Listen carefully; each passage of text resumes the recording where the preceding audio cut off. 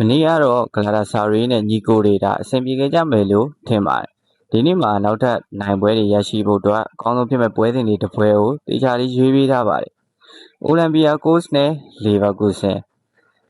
လက်ရှိမှာတော့အိုလံပီယာကိုစ်ကနေပြီးတော့ level 10ပြားရှုံးကိုပေါင်းကြီးနှလုံးအပြည့်ရှုံးဆိုတဲ့ကြေးမျိုးဖွင့်လှစ်ပေးထားပါတယ်ဆိုတော့ဒါလက်ရှိအင်ရှင်ဖြစ်တဲ့အိုလံပီယာကိုစ်ကိုကြည့်မယ်ဆိုလို့ရှိရင်ချန်ပီယံလိမှာရမှတ်17မှတ်နဲ့အဆင့်18နေရာမှာရှိနေခဲ့လို့ဒါဒီ play-off ပွဲစဉ်ကိုရောက်လာတာပဲဖြစ်ပါတယ်အိုလံပီယာကိုစ်ရဲ့ဒါအိမ်ကွင်းစွမ်းဆောင်ရည်၄ဘွဲကိုကြည့်မယ်ဆိုလို့ရှိရင်တော့တပွဲနိုင်2ပွဲတည်တပွဲရှုံးနဲ့ရာကို6ကိုပေးကို5ကိုပေးခဲ့ရပြီးတော့ဒါရမှတ်5မှတ်စုဆောင်းထားနိုင်ခဲ့ပါတယ်အိုလံပီယာကိုစ်ရဲ့အိမ်ကွင်းကဒါတပွဲပဲအနိုင်ရထားတာကိုတော့တွေ့ရတယ်ပေါ့နော်ဆိုအိမ်ကွင်းမှာကစားခဲ့တဲ့ပွဲတွေကိုပြန်ကြည့်မယ်ဆိုလို့ရှိရင်ဒါအခုတွေ့မဲ့လီဗာပူးဆန်ကိုပဲ2-0နဲ့နိုင်ခဲ့တယ်ပြီးတော့ Real Madrid ကိုတော့3-4နဲ့ရှုံးခဲ့တယ် PSV ကို 1-1 draw ကြပြီးတော့ Barfos FC ကို 0-0 draw ကြထားခဲ့တယ်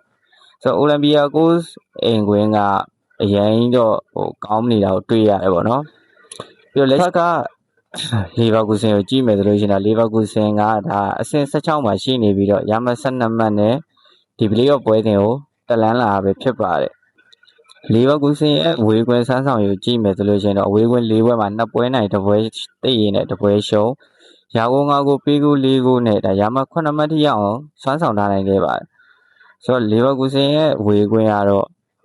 နည်းနည်းအထင်ကြီးတရားကောင်းတယ်ပေါ့နော်2ပွဲထိအနိုင်ရထားတယ်ဆိုတော့လီဗာပူးဆန်ကစားခဲ့တဲ့ပွဲတွေပြန်ကြည့်မယ်ဆိုရင်အိုလံပီယာကိုစ်ကို2-0နဲ့ရှုံးခဲ့တယ်မန်စီးတီးကို 0-2 နဲ့နိုင်တယ်ဘန်ဖီကာကို 0-1 နဲ့နိုင်တယ်ကိုပင်ဟေဂင်ကိုတော့2-2 draw ကြထားတယ်ပေါ့နော်မန်စီးတီးတို့ဒါဘန်ဖီကာတို့အဝေးကွင်းကနေအနိုင်ကစားထားနိုင်ခဲ့တယ်ဆိုတော့လီဗာပူးဆန်ရဲ့ဒါအဝေးကွင်းကဒီနေ့တော့မျှော်လင့်ခြင်းတွေကကောင်းတယ်ပေါ့နော်လက်ရှိကားရန်ဖောင်မှာလည်းဒါလီဗာပူးဆန်ကနောက်ဆုံးကစားခဲ့တဲ့9ပွဲမှာ4ပွဲထိနိုင်ပြီးတော့1ပွဲတည်ရကြထားတယ်ဆိုတော့လက်ရှိကားရန်ဖောင်အရာလည်းလီဗာပူးဆန်ကကောင်းနေတဲ့အခြေအနေမှာတွေ့နေရတယ်ဆိုတော့ဒီနှစ်သင်းတွေ့ခဲ့တဲ့အနေအထားမှာဒါအိုလံပီယာကိုစ်က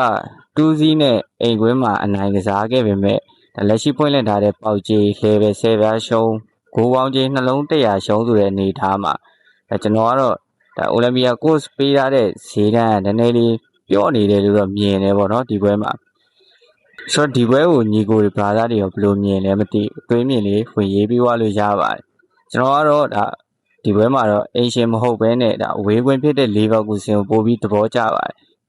ပထမတစ်ကြောဆုံတာပြီးသားဖြစ်လို့ဒါအခြေအနေကိုသိနေနိုင်တဲ့အတင်းကန်ရမှာဖြစ်တဲ့အတွက်လီဗာပူးဆန်တို့အနေနဲ့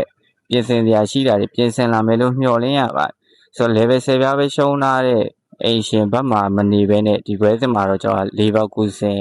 အဝေးကွင်းကိုပဲရွေးချယ်ပေးခြင်းပါတယ်ဒီပွဲစဉ်အတွက်လီဗာပူးဆန်ဘော်လီလေးကိုပဲရွေးပေးလိုက်ပါတယ်ဒီကိုရအားလုံးပဲအဆင်ပြေကြပါစေ